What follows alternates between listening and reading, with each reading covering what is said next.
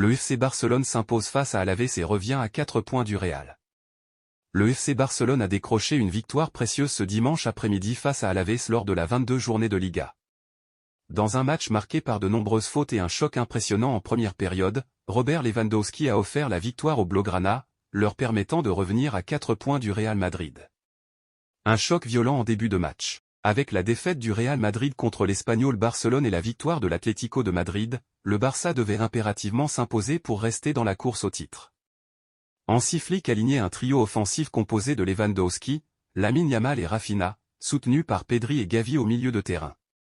Le match débutait sur un bon rythme, notamment grâce à un Lamine Yamal très inspiré.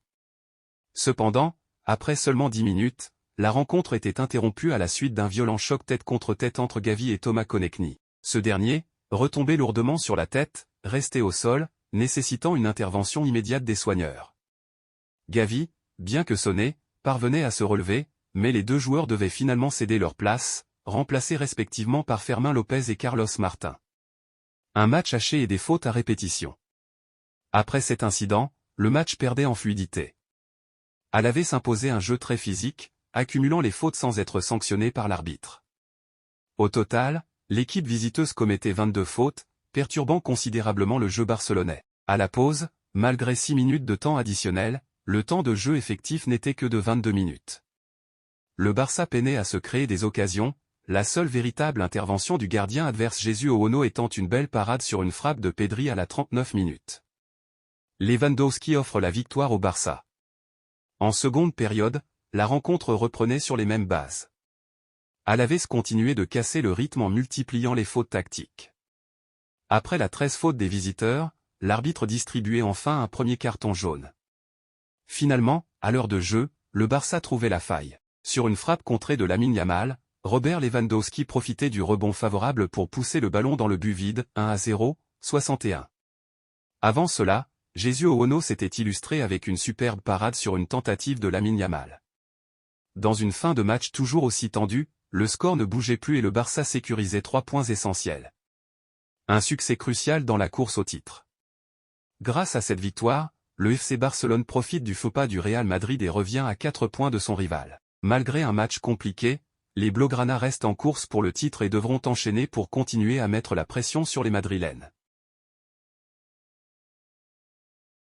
Ce dimanche après-midi, le FC Barcelone affrontait Alavés dans le cadre de la 22e journée de Liga.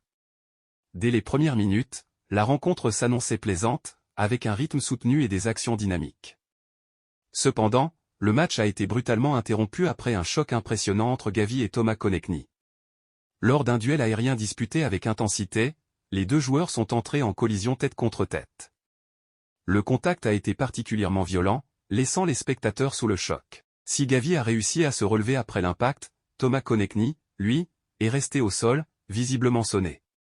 Sa chute a été inquiétante, car il est retombé lourdement sur la tête.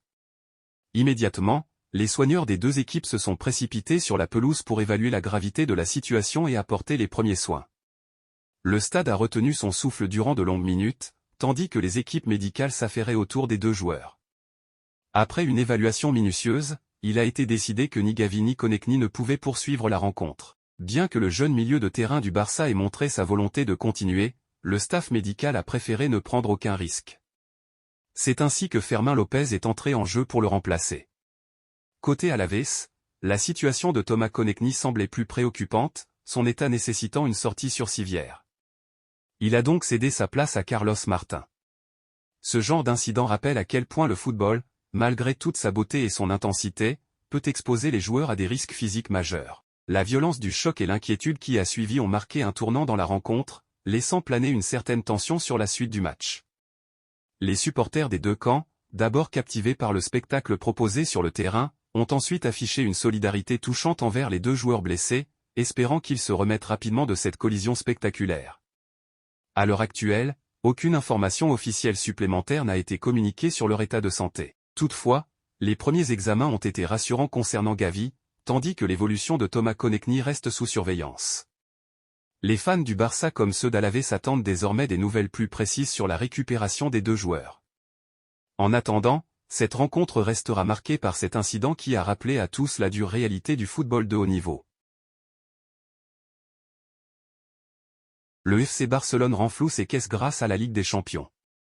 Le FC Barcelone traverse une situation financière particulièrement délicate. Chaque euro compte en Catalogne, comme l'a démontré l'imbroglio autour de l'enregistrement de Dani Olmo et Pau Victor en début de mois. Dans ce contexte, la fin de la phase de groupe de la Ligue des Champions est arrivée à point nommé. Grâce à leur performance solide, les hommes d'Hansi ont réussi à engranger 54,5 millions d'euros, une bouffée d'oxygène bienvenue pour les finances du club. Une manne financière précieuse pour le Barça. Cette somme se répartit en plusieurs sources de revenus liées aux performances du club en Ligue des Champions. Tout d'abord, la simple participation à la compétition a rapporté 18 millions d'euros. Ensuite, la qualification pour les huitièmes de finale a ajouté 11 millions d'euros, auxquels s'ajoutent 2 millions pour avoir terminé parmi les 16 meilleures équipes du tournoi. Sur le plan sportif, le Barça a également bénéficié de ces bons résultats. Avec 6 victoires et un match nul en phase de groupe, le club a empoché 13,3 millions d'euros supplémentaires. Enfin, pour avoir terminé deuxième de son groupe derrière Liverpool, le club a reçu 9,6 millions d'euros.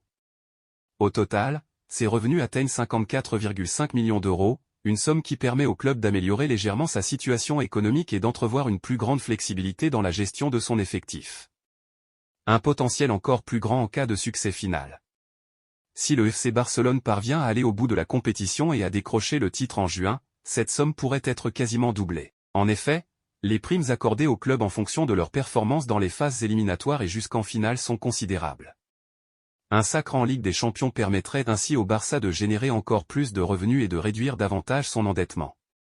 Ce scénario idéal donnerait au club une marge de manœuvre plus confortable lors du prochain mercato estival, où il espère renforcer son effectif malgré les contraintes financières actuelles. En attendant, chaque qualification et chaque victoire seront essentielles pour continuer à améliorer la santé économique du club. Le FC Barcelone sait donc ce qu'il lui reste à faire, poursuivre sur cette lancée en Ligue des Champions pour maximiser ses gains et retrouver une stabilité financière qui lui permettra d'être plus compétitif sur la scène européenne.